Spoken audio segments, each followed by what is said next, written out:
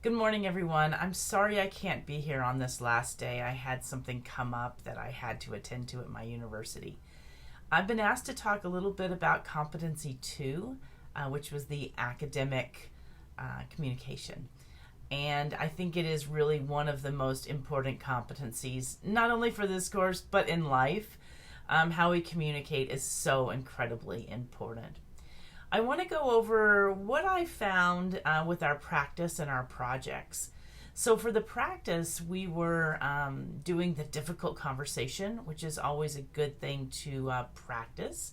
And for our project, we did a presentation to our peers or to senior leadership or to faculty or whoever it is about taking on an enterprise project on campus.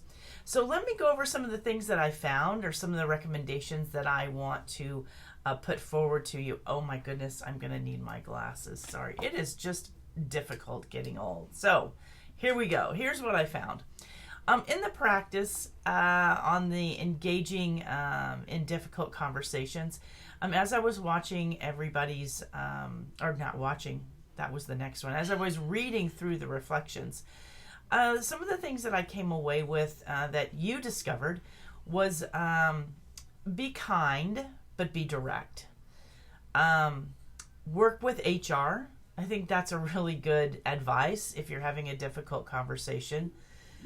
Using the power of persuasion. And I think this is a good thing to develop and to practice. Hold your ground, but also know when to be flexible. I think that's really good advice. Being empathetic and caring about the individual. I think that goes a long, long way in a difficult conversation. And then finally, using these practice kind of sessions or a sounding board. You don't have to maybe do a formal practice, but having a colleague as a sounding board can be a really good strategy before you go into those difficult conversations. So that's kind of my takeaway from what I read in the reflections about the conversations.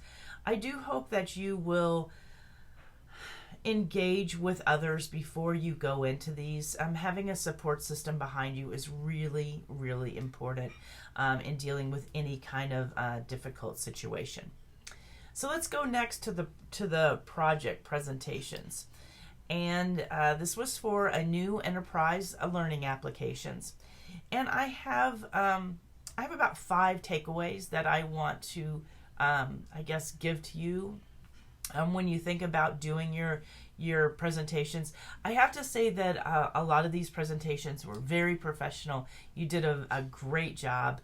I just have some highlights of some things that people did and other people didn't to think about as you're preparing to go into these professional presentations, because sometimes they can be hard, but actually practice makes them much easier. The first thing is always introduce yourself. Add your title and why you've been asked to present on this, why you are the expert. A lot of times people won't know that, even if they know you. So make sure you always begin your presentation with who you are, your title, and why you are here to present and your expertise. Second is know your audience. And this has to do with language. And I'll tell a quick story. I was in a presentation the other day and I was sitting in the back of the room with some folks, and it was on teaching and learning.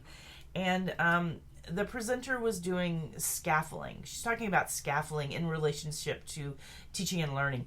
And the folks I was sitting in the back of the room with, they were environmental scientists. And they're like, I know what scaffolding means for construction, but I don't really know what it means for education. So make sure you always know your audience and make sure they understand the language that you're using.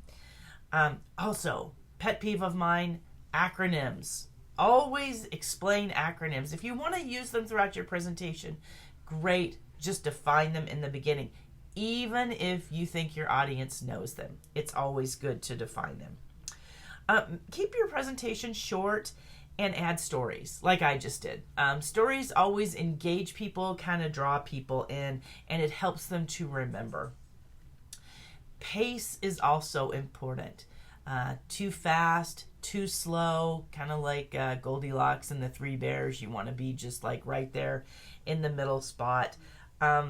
Even pauses in the presentation can give people a little bit of time to let their brain catch up. Those sometimes silence that you feel uncomfortable with can actually add value to the presentation.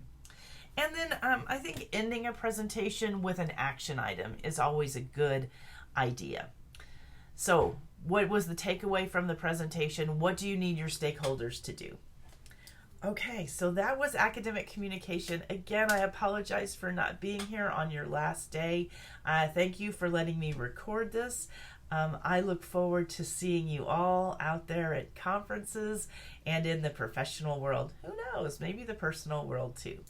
So enjoy the rest of the session, and I will see you in the future.